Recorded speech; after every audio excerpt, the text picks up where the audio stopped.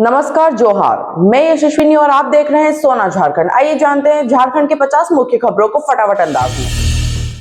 झारखंड में अगले 5 दिनों तक मौसम स्थिर रहेगा, लेकिन उसके बाद तापमान में 2 से 3 डिग्री की वृद्धि होगी, जिससे लोगों को गर्मी का एहसास होगा। राज्य सरकार ने ग्रामीण स्वास्थ्य सुविधाओं को सुधारने के लिए झारखंड कम्युनिटी हेल्थ असिस्टेंट संवर्ग नियमावली 2025 बनाई। कैबिनेट की मंजूरी के बाद होगी लागू। झारखंड के कृषि सहकारिता एवं पशुपालन मंत्री शिल्पी नेहा तिर्की के काफिले की 3 गाड़ी आपस में टकराई। बीडीओ समेत 5 लोग हुए घायल। झारखंड के युवक आफ्ताब अहमद ने बीएसएफ इंस्पेक्टर को 32 दिन तक डिजिटल अरेस्ट में रखकर 71 लाख रुपए ठगे, पुलिस ने किया गिरफ्तार।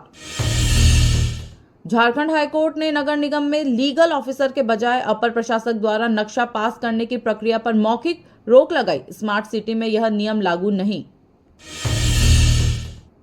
झारखंड विधानसभा का बजट सत्र 24 फरवरी से शुरू होगा। इससे पहले विधानसभा अध्यक्ष विभागीय अफसरों के साथ बैठकर तैयारियों की समीक्षा करेंगे। प्रधानमंत्री आवास योजना ग्रामीण के कार्यों में तेजी लाने के लिए रांची जिले में 15 पदों पर होगी बहाली। आवेदन प्रक्रिया आज से शुरू। झारखंड में एकलव्य प्रशिक्षण योजना और मुख्यमंत्री शिक्षा प्रोत्साहन योजना पर रोक लगाने पर भाजपा प्रवक्ता अजय शाह ने सरकार से जवाब मांगा। देश में कोयला क्षेत्र के सभी श्रेणी में मजदूरों का बीमा होगा। केंद्रीय मंत्री किशन रेड्डी ने सीएमपीएफ घोटाले की जांच कराने की भी घोषणा की। जीपीएससी अध्यक्ष का पद 175 दिनों से खाली। नाराज अभ्यर्थियों ने आयोग के खिलाफ पिंडदान और ब्रह्मभोज कर जताया विरोध। राष्ट्रपति द्रौपदी मुर्मू आज शाम 3:30 बजे रांची पहुंचेंगी। उनके आगमन को लेकर ट्रैफिक व्यवस्था में बड़ा बदलाव किया गया। अमर शहीद वीर बुधु भगत का नाम सही किए जाने के बाद अरगोड़ा चौक पर स्थानीय लोगों ने पूजा अर्चना कर दी श्रद्धांजलि। पूर्व मंत्री बंधु तिर्की ने कहा कि झारखंड सरकार भगवान बिरसा मुंडा के आदर्शों पर चलते हुए उनकी नीतियों को लागू कर रही है। झारखंड कुर्मी महासभा ने टोटेमी कुर्मी को अनुसूचित जनजाति की सूची में शामिल करने के लिए राज्यपाल से की अपील। एडीजी सुमन गुप्ता ने निर्देश दिया कि 1 माह के भीतर सभी अनुसंधान पदाधिकारी कर्मयोगी पोर्टल पर निबंधन और प्रशिक्षण पूरा करें। रक्षा राज्य मंत्री और भाजपा के नेताओं को शहीद कैप्टन करमजीत सिंह को श्रद्धांजलि देने का समय नहीं मिला। कांग्रेस ने साधा निशाना। मुख्य सचिव अलका तिवारी ने नाबाई की मदद से झारखंड में चल रही योजनाओं की समीक्षा कर क्रियान्वयन में तेजी लाने के निर्देश दिए। झारखंड के 7 जिलों में नए आयुष अस्पताल खोले जाएंगे। केंद्रीय मंत्री ने रांची, गुमला, बोकारो, देवघर, पलामू, दुमका और पूर्वी सिंहभूम के लिए मंजूरी दी।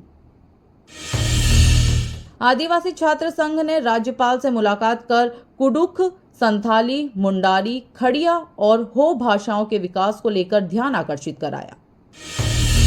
रांची यूनिवर्सिटी में नीड बेस्ड लेक्चरर की नियुक्ति प्रक्रिया फिलहाल स्थगित कर दी गई। शिक्षकों और छात्रों में असमंजस की स्थिति बनी।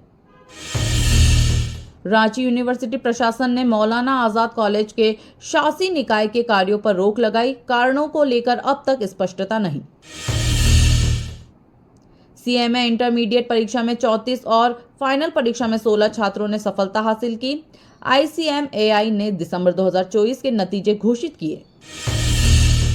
झारखंड एकेडमिक काउंसिल की मैट्रिक और इंटर परीक्षाओं में 99% उपस्थिति दर्ज। परीक्षार्थियों ने कहा कि इस बार सवाल आसान थे। 2027 में होने वाली 12वीं बोर्ड परीक्षा में आर्टिफिशियल इंटेलिजेंस और रोबोटिक्स समेत 5 नए विषय जोड़े गए। सीआईएससीई ने की घोषणा। डीएवी कपिलदेव पब्लिक स्कूल में स्वामी दयानंद सरस्वती की 201वीं जयंती मनाई गई। वक्ताओं ने उनके समाज सुधारक योगदान को याद किया। डॉक्टर भीम ने कहा कि अगर युवा अपनी प्रतिभा और कौशल को निखारें तो रोजगार के लिए उन्हें झारखंड से बाहर नहीं जाना पड़ेगा। अनगढ़ा के सिरका नया टोली में श्री श्री बजरंगबली मंदिर के 13वें वार्षिक महोत्सव का आयोजन श्रद्धालुओं की भारी उपस्थिति में संपन्न हुआ। झारखंड चेस्ट फिजिशियन एसोसिएशन द्वारा लंग कैंसर पर सेमिनार आयोजित। 25 डॉक्टरों ने इसके कारणों और निदान पर चर्चा की। सीएमपीडीआई और एलिम्को ने महाराष्ट्र के चंद्रपुर जिले में दिव्यांगों के लिए उपकरण वितरण को लेकर MOA पर हस्ताक्षर किए। झारखंड पुलिस ने बंधुआ पंचायत में अफीम की खेती रोकने के लिए ग्रामीणों को जागरूक करने हेतु विशेष अभियान चलाया। पंजाब नेशनल बैंक ने रांची में MSME आउटरीच कार्यक्रम आयोजित कर विभिन्न वित्तीय योजनाओं की जानकारी दी। रांची में कटहल को 1 साल तक ताजा रखने के लिए किसानों को प्रशिक्षण दिया गया। अनुसंधान केंद्र प्लांडू में कार्यशाला आयोजित। पारसनाथ पब्लिक स्कूल में बच्चों के लिए वार्षिक फैशन शो का आयोजन किया गया। नर्सरी और UKG के बच्चों ने किया कैटवॉक। डॉक्टर चंदन यादव ने एंडोस्कोपिक विधि से एक मरीज के पेट से टूथब्रश निकालकर दुर्लभ ऑपरेशन को सफलतापूर्वक अंजाम दिया। बुढ़मू प्रखंड के विधायक प्रतिनिधि के रूप में बबलू उर्राव को नियुक्त किया गया। कांके विधायक सुरेश कुमार बैठा ने की घोषणा।